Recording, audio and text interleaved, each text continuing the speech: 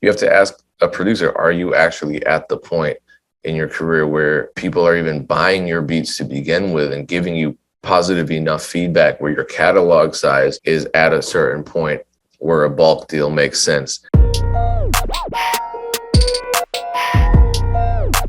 What's going down? It's the Music Entrepreneur Club podcast. We are all back in the same place.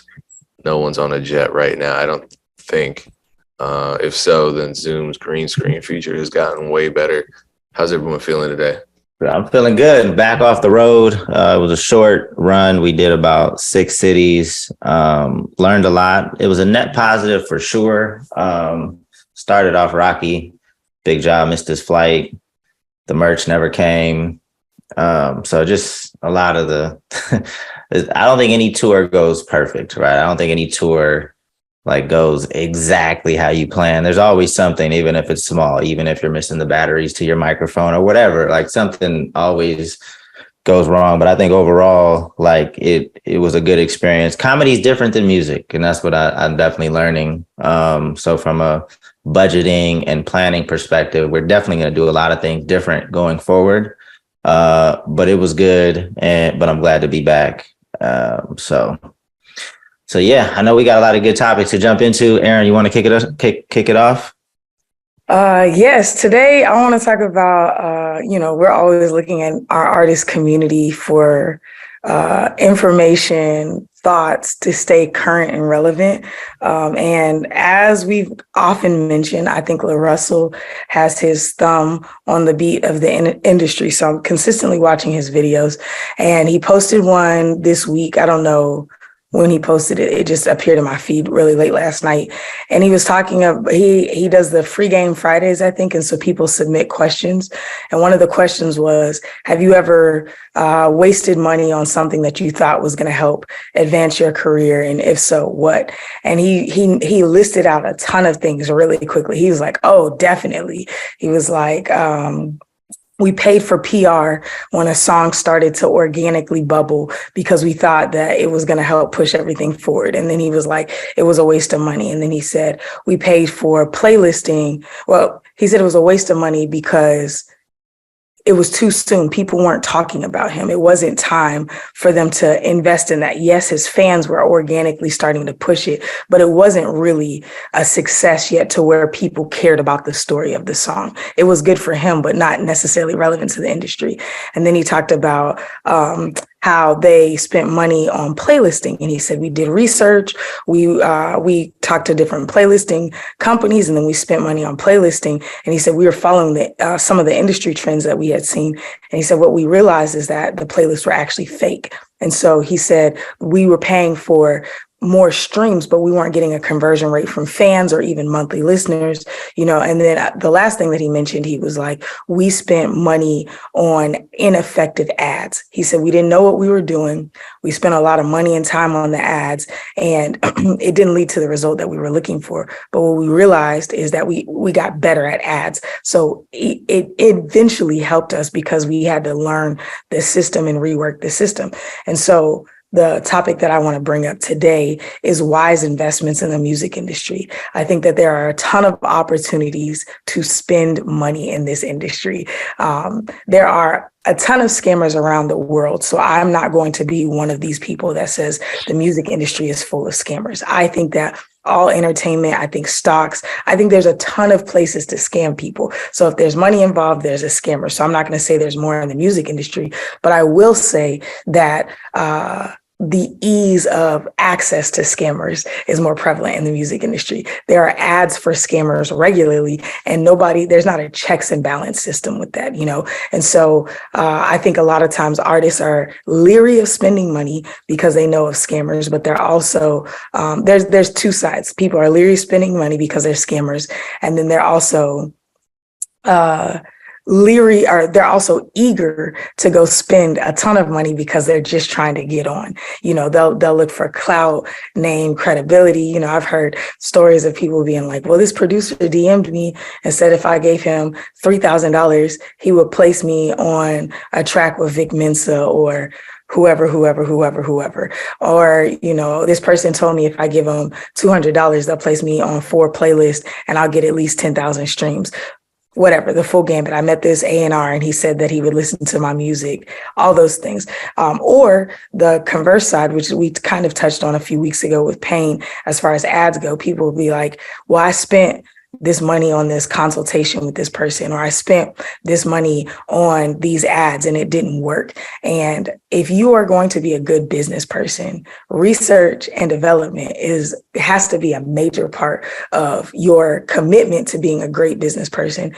But understanding that risk is always involved in investment. So 1, you should research. 2, you should see and verify who's a part of it. But 3, you should also know anytime I spend my money, it could be a risk. It's the same with restaurants, right? You could see good reviews on Yelp. You could go, the food could be trash, or you could not see any reviews. You could just stop in a hole in the wall spot and it could be incredible. So I think that people feel entitled to a perfect track record when it comes to the music industry if they spend their money. But I also think that people don't do their due diligence. They're looking like, well, this person ran ads, therefore, if I run ads, I should see the same result, right? Or this person works with Aaron Knight, so if I have a conversation with Aaron Knight, I should render this result. You know what I'm saying? And it doesn't work like that. There's a process and there's a learning mechanism and a methodology to it. But if you are willing to invest in yourself, even if that investment is not beneficial directly, you'll now know where to not invest your money, and that'll save you in the long run. And it'll teach you to learn and digest the information more comprehensively instead of just jumping when you see somebody else affiliated with it. I think this is a great topic. One of the things I think about, because I think a lot of artists, when looking for a manager, is just looking for how much a manager can make them, right? Like, how much more money are you going to make me, right? Well, a lot of the knowledge that a manager has, or an experienced manager has how much money are they going to save you? But that's not money that a manager gets compensated for, right? Like, they don't make money off the money that you save. They make money off the money that you make, but that's still very valuable. A dollar saved is just as valuable as a dollar earned. So I want artists to understand that, because a lot of times they want to get into like these little commission agreements, not necessarily management, but just these little commission situations, which may be cool. And we may talk about this a little later in the podcast, but, because an experienced manager would have talked to Larussel about when you should invest in PR, right? I think PR is the last thing you should invest in. Like a scam. Yeah. PR is very hard to get like a positive return out. Like, most people are unhappy with their first PR experience, right? Because maybe it's too soon. They haven't developed a story. Maybe the PR person doesn't really have connections like that. But to me, it's one of the last investments that you should make. To me, in the beginning, all of the investment you should be doing is into the content that you're creating, right? Like, just getting better music, visuals, like content. Like, to me, all of the investment should be going into the content that you're putting on, either into the music or, social media, things like that. But yeah, Payne, feel free to weigh in. I don't want to keep rambling. I just wanted to make that point about, saving money is just as important as earning money. Well, you just kind of gave me more management PTSD from saying that, because I've seen and been in situations where, not even if I'm a manager, just if somebody asks me questions, I get this all the time. People don't like being talked out of spending. Artists don't like being talked out of spending money. And that's why I think the scams are so effective. I mean, there's a weird psychology. I think we've spoken on this before, where a person who wants to spend money on something is so married to the result, as obviously fake as it may be, as obviously unrealistic as it may be. They're so married to the result that they become almost religious about it, to the point where anybody telling them no becomes an enemy. And that's why someone will contact me and say, hey, is this a scam? It's like, okay, if you're watching this and you get an email from interscope@gmail.com or any of these dumbass scams that I've pounded into the ground, placed 1,000 nails in the coffin of, please don't reach out to me. I get like 3 of these a day where someone's like, okay, I know you know if this is a scam or not. Bitch, it's a scam. Stop flooding my inbox with this shit. You know it's a scam. I've been said it's a scam. Everybody knows it's a scam. But it's like they want me to spend all this energy explaining to them. And I used to do that. I'd be like, yeah, this is why it's a scam. And then at the end of the conversation, be like, well, are you sure? I'm going to just see what it is. It's just like, all right, you're going to come back to me a month later and say, yeah, you're right, it was a scam. So I think on that level, this is not what Larussel's saying exactly, but people need to lose money. It kind of weeds people out. Clearly, Larussel's exactly where he needs to be as a recording artist. But I've known people who have dumped $100,000 in their career. Who knows what they did? Maybe they just Googled how to get famous and then they spent, $10,000 at each of the top 10 results. I don't know exactly what they did, but it seems like that was maybe their strategy. And then they gave up after that. They're like, can't make it. And I mean, I guess that's fine. Figure it out early on and do something else if this isn't the lifestyle for you. But yeah, managers kind of leading artists away from bad opportunities often get some backlash too. So I gave kind of a confused response because I'm speaking on the psychology and I'm speaking about management doing their job by saying no to something.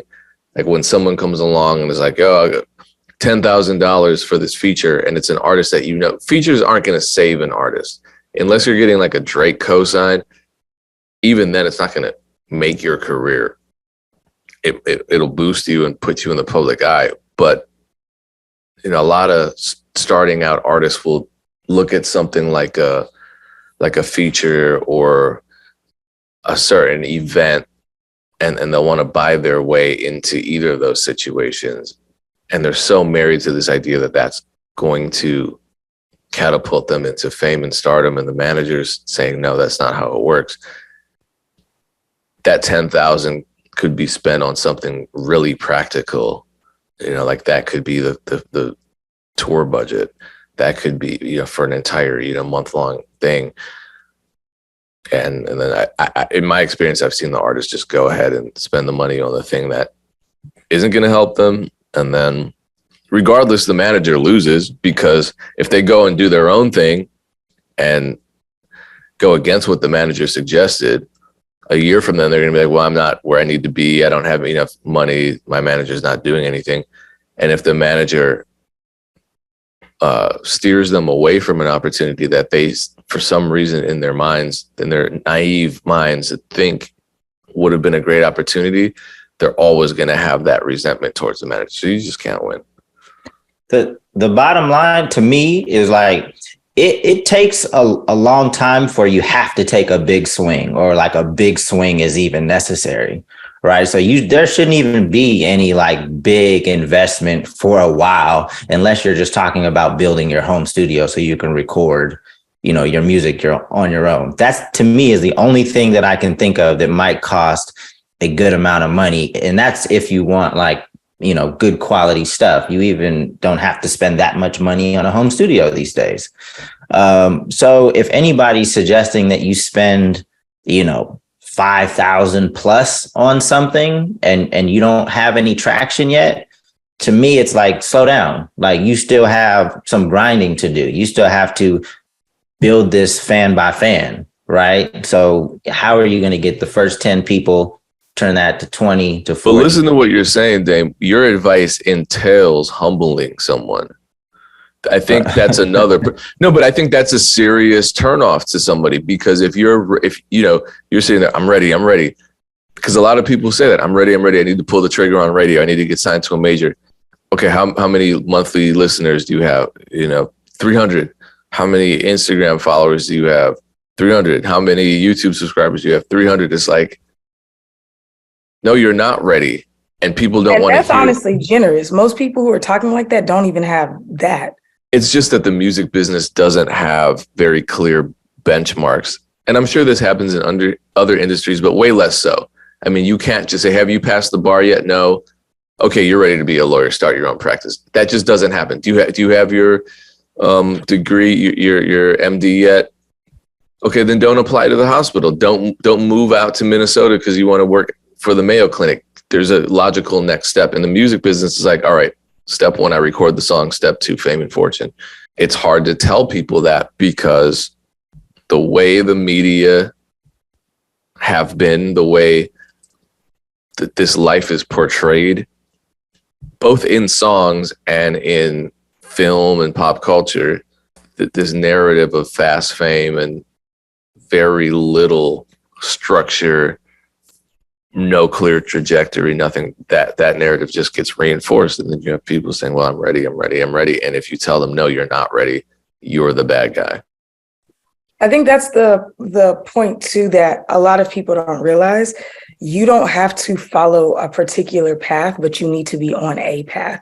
And that path could change, but I do a lot of like mentoring and consulting with independent artists, even through Zoo Labs. I was doing a Zoo Lab session yesterday and through just different programs around the city. And a lot of times I hear, oh, I need a manager or I need an investment to take this to the next level.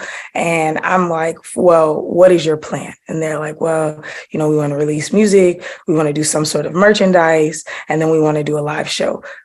9 times out of 10, that is exactly, I want to put out some music, get merchandise, do a show. The thing is, everybody's still trying to follow what the industry standard looks like for that. A lot of times you don't need money or even a manager for that. You just need a plan. You need to put it out. Okay, I want to do a show. If I want to do a show at 150 cap venue, that means I myself have to be able to sell at least 75 tickets at $10 a head, right? And then I need to have 3 or 4 other friends willing to sell 10 to 15 tickets with me so we can sell this out and this can be something that's sustainable, right? If you just step back right there, you have a lot of work to do. But most people are in there like, oh, merchandise. If you don't have 75 people in a room, because typically you're going to sell maybe to 10% of the audience, right? Most people don't even talk about that. So if you have 75 people come for you and maybe a couple of other people that are interested in the other people, you're probably going to sell 10 shirts, right? So maybe by 20, maybe by 25. But if you don't have the 75 people in the room first, why are you designing merchandise for people who don't care about your art? Get a plan together. And that's what I think it's like. The thought process is, if I get more exposure, if somebody else sees me, I will be catapulted to this point that people will have buy-in. It doesn't work like that. And if you think about it for yourself, if you see an ad come across Instagram, you just click past it. You're not like, oh, I was exposed to this ad. Now I'm going to spend money on this thing I have never heard about, right? Even when you see good music ads go by, rarely will you click and listen to the Spotify, much less go back and follow the artist, much less look at their tour dates coming up and then buy a ticket. Let's be realistic. If you think about the way that you consume and then process that information the same way for your career, you don't need a manager, you don't need money, you need energy, you need a process, and you need effort. Once you do that, everything else starts to flow. Because if you post a ton of content, and I'm not even just talking about song content, you need to have a purpose. What is the question that you're answering or the problem that you're solving? A lot of people are like, I'm going to get on the Larussel thing and I'm just going to post a bunch of music content. You still don't have fans. He's bringing value to his community in direct ways, which are why people come and watch him. The same with Russ, all those things. So if you're not providing any type of value, that process still isn't going to work, right? But once you start to do that, once you start to show the proof that what you're doing in the real world on the internet, then the world starts to pay attention, right? Like, I can sell out shows in Atlanta. I don't post very often, but I'm in the real world. When I take the social proof and sell out shows and post about that on the internet, then people come back to me, right? And word of mouth travels. I don't even have to post on the internet. I make most of my money off of word of mouth. You know what I'm saying? And now, a lot of consulting comes from the MEC, but I think people misunderstand the process. If you would not consume that way, why do you expect other people to? You just need a plan. And I think that there is a lot of laziness in the music industry. But again, going back to the original thing, once you realize you have something good, which is what Larussel said right at the end. He said, now when something goes viral, we know exactly what the next step is because we took so many missteps. So I will say, don't be lazy. Don't just try to spend your way out of something. But at the same time, once you get good at doing things for free and you start to invest in your career, make sure that you're paying attention to what worked and what didn't work so that when you reinvest, you're spending your time and your money in the right direction. Yeah, with producers, I think a lot of us will say, producers are different from rappers. And so the way we advertise is different. And in a way it is, but ultimately it's the same situation. Are you providing value? Are you at the point in your career when investing money in marketing is even smart?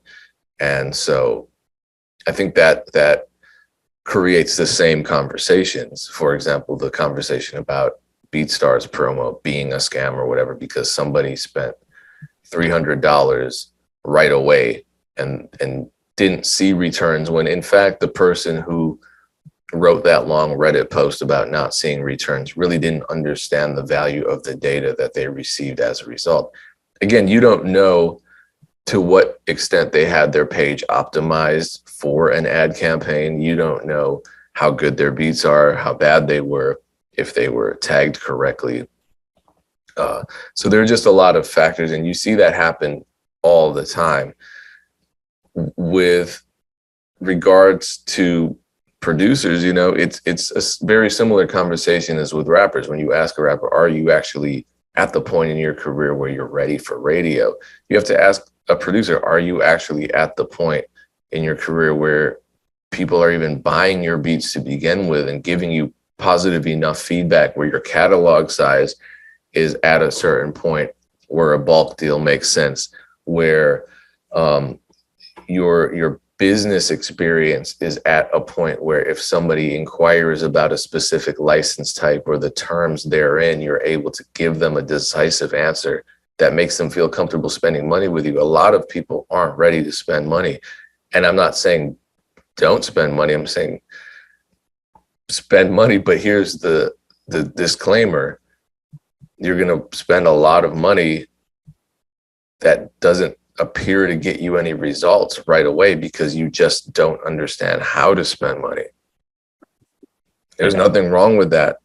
I think that's what Larussel's saying. You have to spend the money to figure out how to navigate these systems, figure out where you went wrong. But again, I think it can go one way or another. Either you spend money at the very beginning and you lose it, and then that makes you quit, or you spend money at the beginning and you lose it and you think, all right, I need to rethink this. Let me learn more. Because a lot of people, I'd say the majority of people give up because spending money is or losing money is demoralizing. Some people, I think the minority, will see that as motivation to actually learn the system so they don't repeat the same mistakes. The people who learn the systems who don't repeat the same mistakes, obviously they're the ones that survive. I always say only the stubborn survive. But yeah, you gotta have some faith and be stubborn and a little crazy. And that's why creating a small business, which is what you're doing when you are building a music career for yourself, is not for everybody. My final thoughts on this is going back to what Aaron was talking. The artists you were talking to said they want to do shows. To me, that's hella backwards. Like shows, like how you just start out wanting to do shows like that. We talked about this several times on this podcast, how difficult it is to build a relationship with a fan that's strong enough for them to want to come out of their house, pay for a ticket to see you. So if you're starting out saying, I just want to do shows, like you have a lot of relationship building and community building. Unless you plan on putting together a festival with other artists that already have communities, maybe you can do that and then insert yourself onto the stage. But in terms of your own show, it's probably going to be a while. You probably should start with getting people to like you on social media first, and letting them know what you're all about. But I've spent money. I think we did things pretty much the right way when we built Funk Volume. I really can only think of two things that I regret spending my money on, right? And I've said this before in other interviews. One, I spent way too much money building our first website, even though it was a nice website relative to especially other websites at the time, but I just don't think we needed it at that point. And then the other thing is I paid $50 at this conference to have some random A&R person listen to our music. And I played it in front of this little panel and they were like, oh, it's great. And I was like, great. And then I just walked out. I was like, yeah, that's the worst $50 that I've ever spent.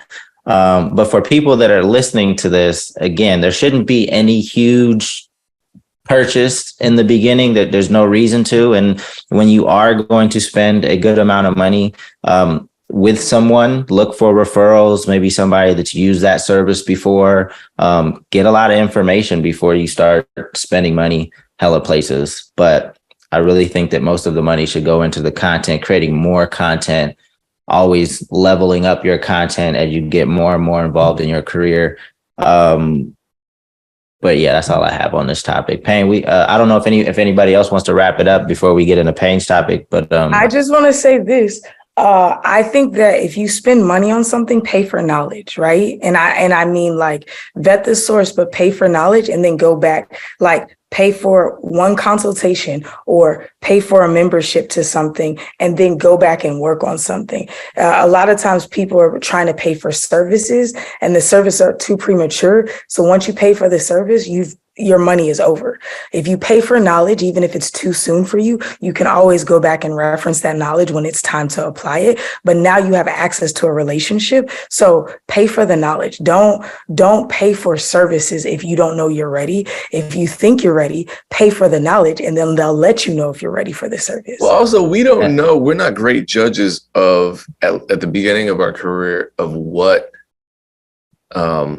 equal value for payment even is. So, for example, someone tweeted me and Cloud9 the other day, and they were like, and this is back to the BeatStars promo, but they were like, for $5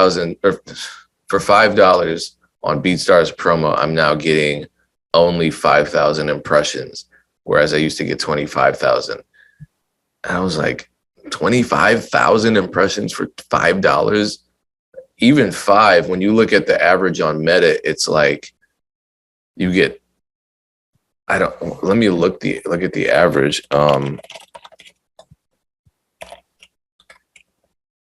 It's ridiculously low. Yeah, 1207 per 1,000 impressions. So my response was like, a lot of people would kill for that impression rate, either of those.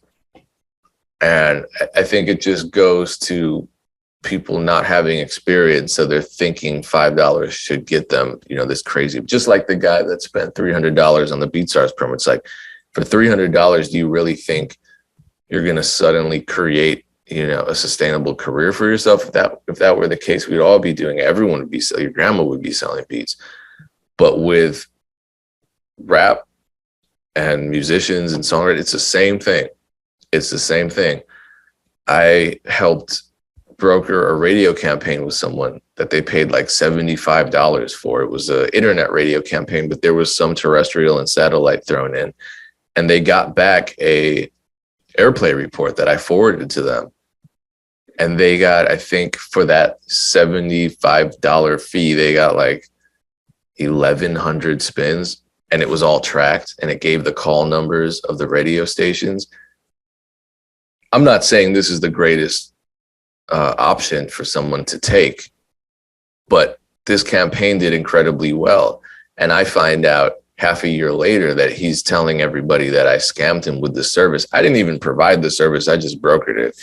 But he was upset about 1,100 views that or radio plays with tracking numbers, because he didn't see the value in any of it, because he didn't know what he was doing. A lot of promotional tactics are not that effective, on their own, right? They're part of a bigger they're part of a bigger plan, a bigger budget. So doing one thing might not be effective, but not to say that it's not effective, but it has to be combined with 6 or 7 or 10 other things for it to really create the momentum that you're looking for. Like these little one-off things here and there, you can only have so much of an expectation for them. But people have these huge expectations where it's like, I spent $100 to get on stage here. My fan base is supposed to go up. By the time I check my Instagram, I'm verified and I got 100 million followers.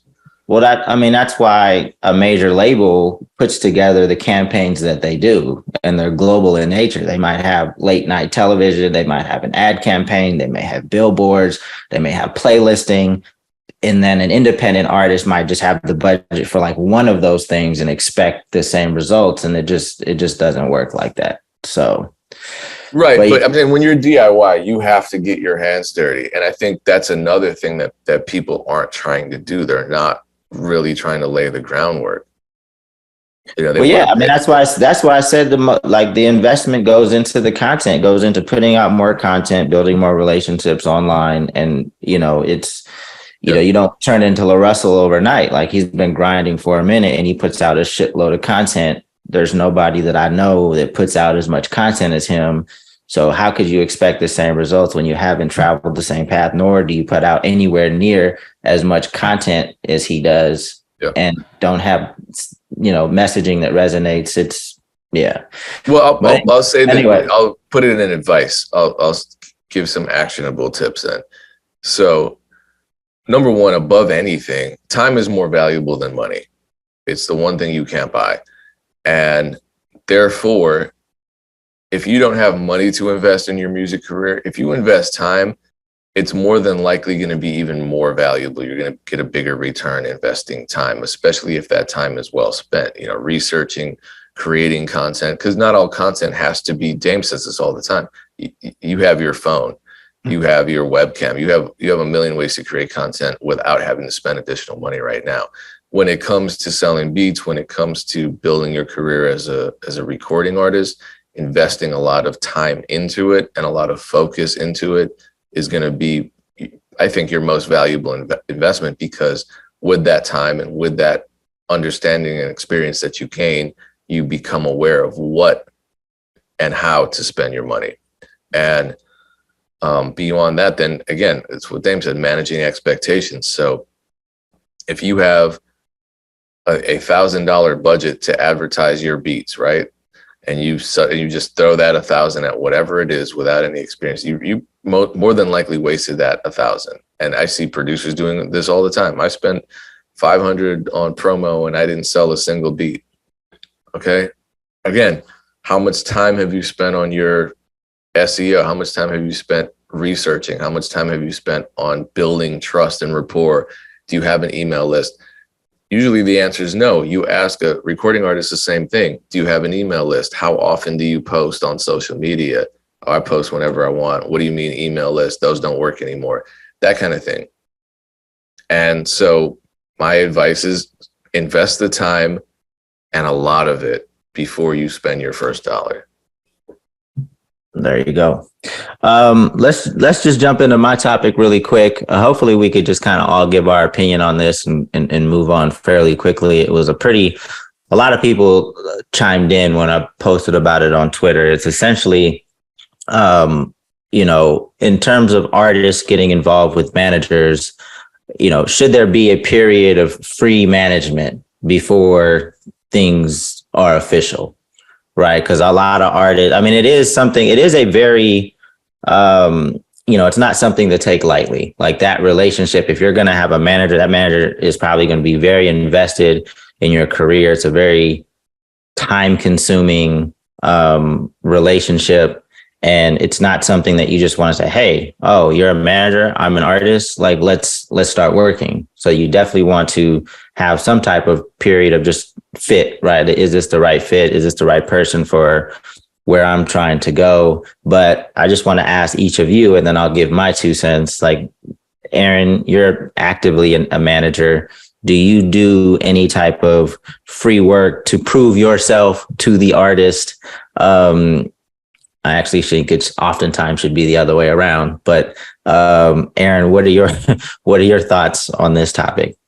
I agree with you. So every artist in my network that I have fond feelings towards, I've made money for. That's just in my nature. I naturally make money for people. And so if I'm interested in managing somebody, I will typically test out one of my relationships with that artist and see if I can make them money. So But you commission it from the jump. Like from the jump, I'm not like, yeah, no.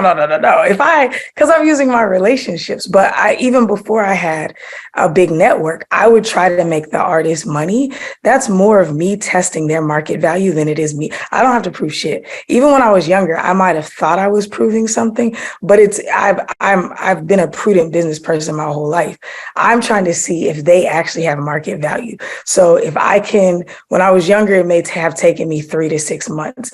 Now for me, it may be 3 to 6 weeks, depending on how young or how green the artist is. But a lot of times right now, especially the way my life is set up, people will send me opportunities. If it doesn't fit for my artist, if I know somebody, I'm going to take them the opportunity because I want to be known for connecting people, right? I want to be a connection point. I want to be a bridge so people can consistently come to me. So yes, I typically will get a deal or some money for an artist before I ever sign on the dotted line with them. But that is not for me to prove myself.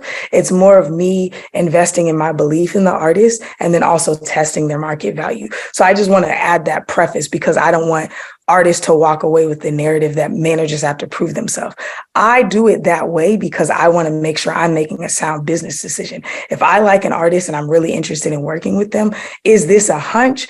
Am I right? Or is this just something that, I was feeling good one night and I had some wine and I decided that this was my favorite thing at the moment, God, Payne, what about, I know you don't actively manage anyone now, but you did in the past.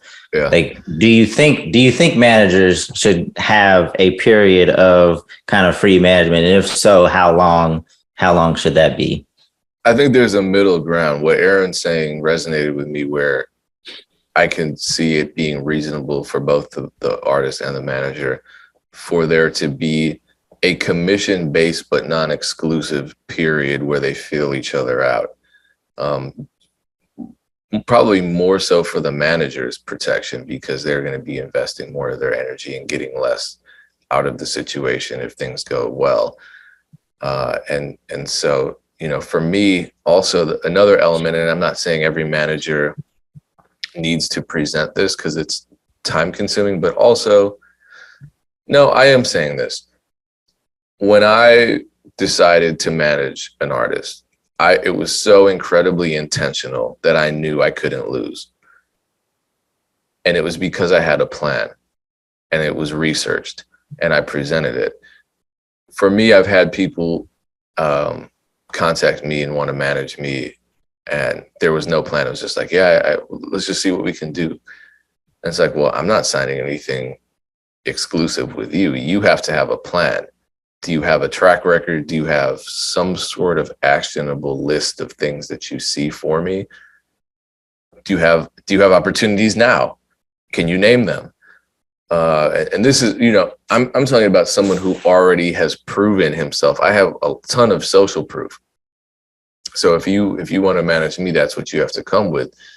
And if you're an artist that's just starting out, you don't have the social proof. But guess what? You probably don't need a manager either.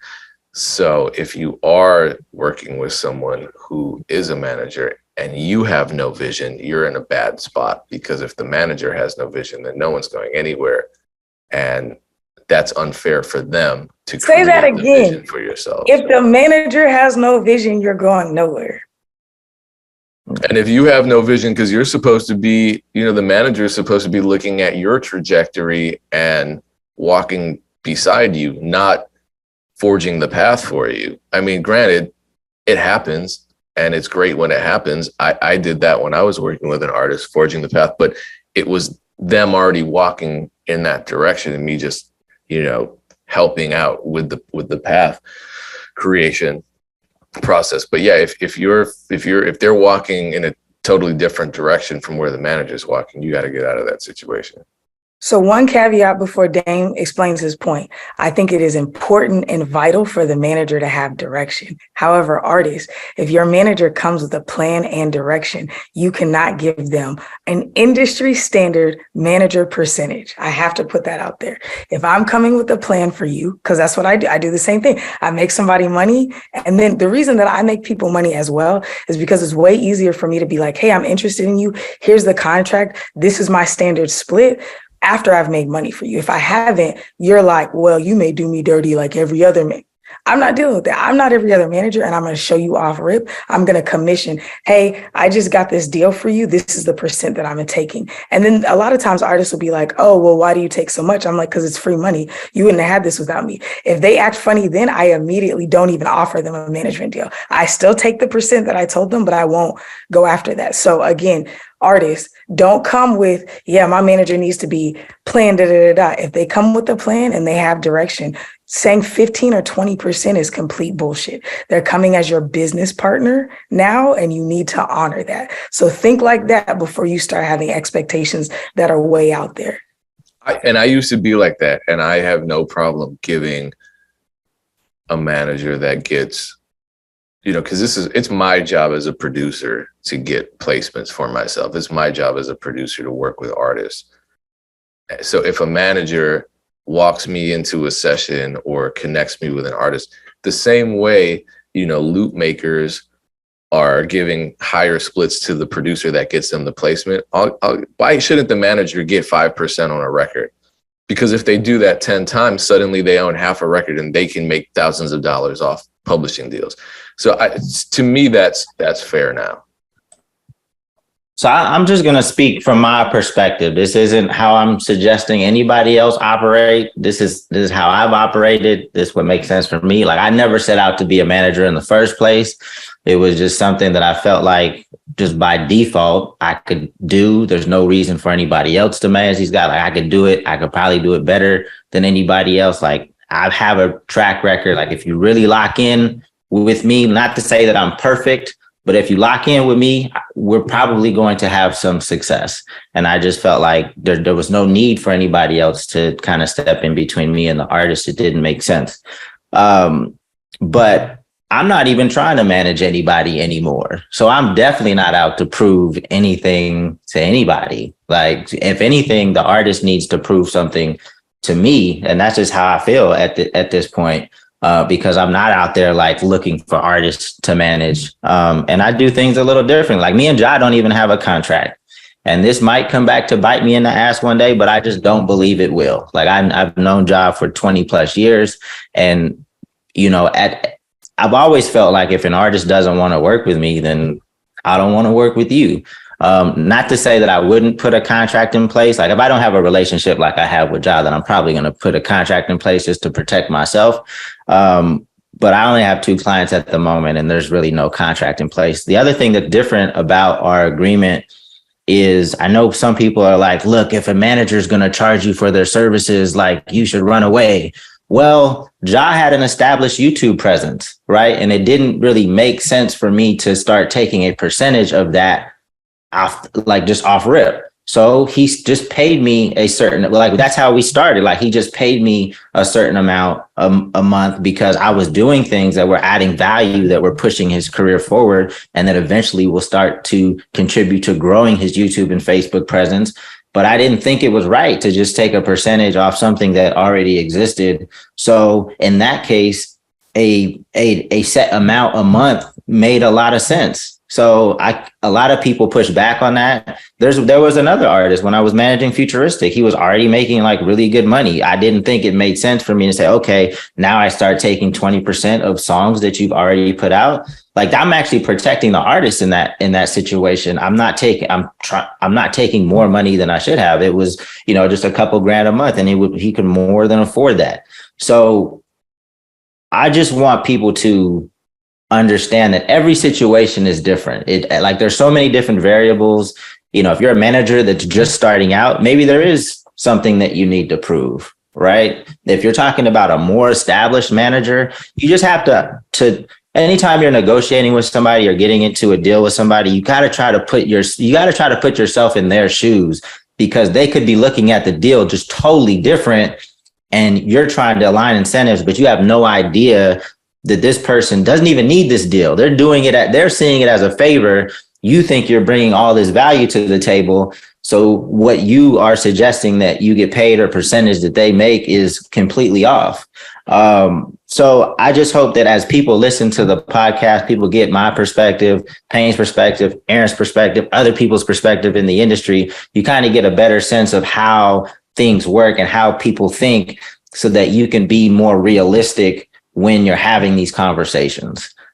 Because every answer to the question in the music industry, or 99% of the questions, is it depends, right? And that's why we have these conversations on the podcast, so that we can get different perspectives, and you can know if and when certain things make sense or when they don't make sense. Can I just say one quick note for young managers too? Back to the like hourly, or not even hourly, the prepaid. If you're a young manager, you can still get paid up front too. Tell them, hey, I would rather come on and function in the role as an hourly assistant until we get some money going, right? Because a lot of artists will get over on new managers and they're like, oh, well, there's really no money coming in. I need you to prove. That's a mistake I made. I wished I would have thought, hey, I'm doing more secretarial and day-to-day things. I would rather you, even back then, pay me $10 an hour for what I'm doing versus me waiting for 20% off the $2,000 that you made on merch that took us 4 months to put out.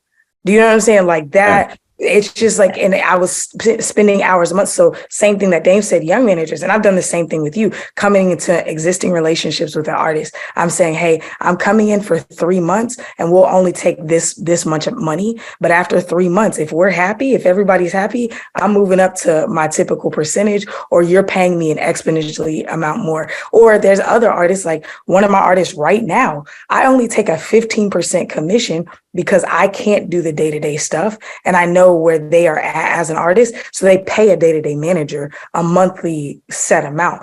I don't do that for everybody, but that, like you said, you can do favors because that's not my bread and butter. And I want this artist to win. So I'm willing to take less because I know that I'm not going to be as hands-on. But as we grow and scale, it's going to look different. But yeah, anything can happen, but don't undervalue yourself. Managers, especially, and artists, don't overvalue yourself. Like, relax. And it should be a constant conversation, right? Like things should evolve. Like I don't just make $2,000 now. You know what I'm saying? Like things evolve, and I just continue to have the conversation and continue to kind of lift up the hood on what I'm doing. And luckily I have a normal, like sane person that I'm working with that just understands the value that I bring to the table. It's a mutual respect. So if any issue does come up, or if I feel like my percentage needs to be higher, or I need to start commissioning a different revenue stream, like we can just have that conversation.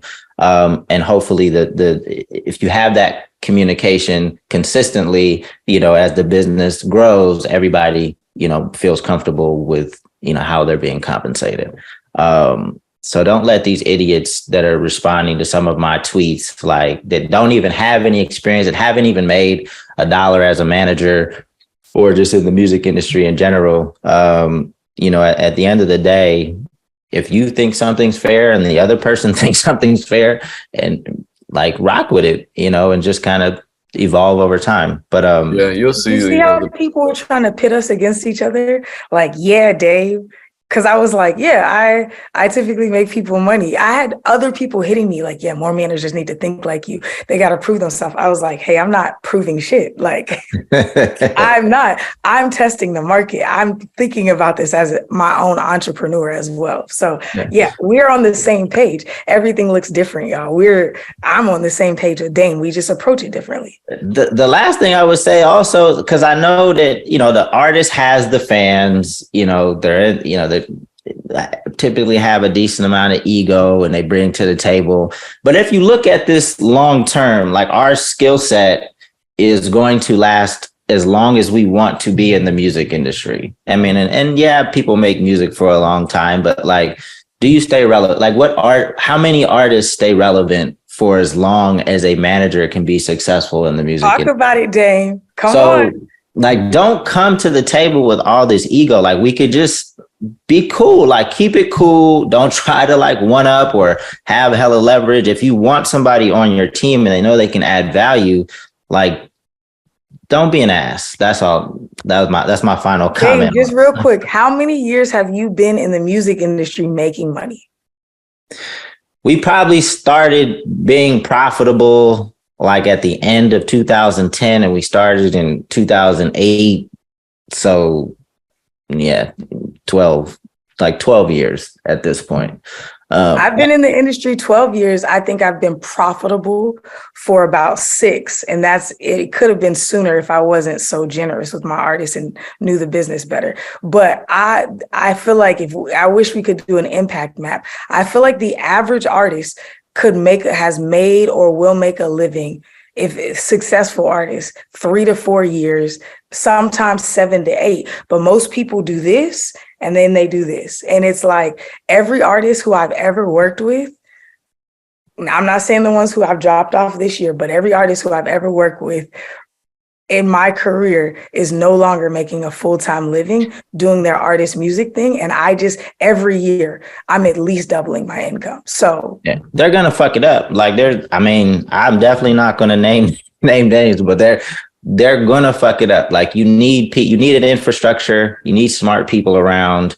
That's just any business needs infrastructure, needs smart people around that knows how to evolve. So artists, please remain coachable, continue to take some direction. Not on everything. Of course, you can lead and be a boss and, in what you do, but you definitely want to remain coachable, and keep knowledgeable people around you. I know this episode is getting long, but Payne, let's still jump into your topic so that we don't have to punt it. No, I'm cool with punting it because it's a can of worms. Both the Steve Lacy and the producer convo, because we're at like 50 some odd minutes right now. Oh, okay. Yeah. So stay tuned. Next episode, we're going to talk about the expectations of a producer. We're going to talk about Steve Lacy breaking the phone, and hopefully beyond that, because I honestly think that that's a much bigger conversation that extends beyond just the stage, and extends to paradigms and expectations of artists and the fan-artist relationship. So I'm ready to get into that conversation. Hopefully you are. So come back next Monday. Actually, come back whenever after the podcast drops. We don't care. We just appreciate you tuning in and leaving feedback. That really helps. So thank you. Join the Excellence Academy, excellenceacademy.biz, theexcellenceacademy.biz. My bad. I want to close this a little bit because, hey, y'all, the MEC has been showing me in particular so much love. Dame, Payne, I don't know if y'all are getting these DMs, but it has been an overwhelming influx over the last 2 months of y'all showing love. So I just want to express gratitude. I've seen multiple, I've been on the road a lot. I have met somebody at every tour stop who listens to or watches the MEC and has expressed gratitude. So we are grateful for y'all. I am personally super grateful for y'all. Y'all have been encouraging me so much. So more topics to come. If y'all need stuff, let us know what y'all want to hear about. But I'm super grateful for the community, and I'm looking to engage with y'all in as many ways as possible. So yes, join the Excellence Academy, but I'm super grateful that you're even here with the MEC. Yeah, I really don't think there's another platform that does what we do, because obviously we've all kind of built some stuff from the ground up and have had some success. So there's nuances to our conversations that I don't think exist on other podcasts, right? There's different perspectives, just like we talked about before, like every question it depends, right? And we try to attack it from all angles, to try to give our community a better understanding of the music industry, because there's not any one path to success. There's hella paths. So hopefully, people are getting a lot out of these conversations, even if they're not as structured sometimes. And even if I rant or just kind of go off on tangents and things like that. But I really don't think I'm not trying to be arrogant. I really don't think there's a conversation like this that's happening on a weekly basis. I just don't. I think we cover the things that independent artists really need to understand. So hopefully people recognize that. So shout out to Payne and Aaron for being here every week with me. And yeah, Payne, you still doing your looped in? Every Tuesday at 2 p.m. Eastern Standard Time on beatstars.live. Submit 3 loops a week for free and get those loops turned into a beat by either me or a celebrity guest producer. And I think it's the most unique producer show on the planet. So tune into that. I post highlights on the YouTube, the same place you find full episodes of this podcast. Appreciate you for tuning into all of that. And I know we're getting a lot of support across the board for all of our respective projects. So I'll end on a note of gratitude as well. And we will catch you same time, same place here on the MEC podcast. Peace. Peace.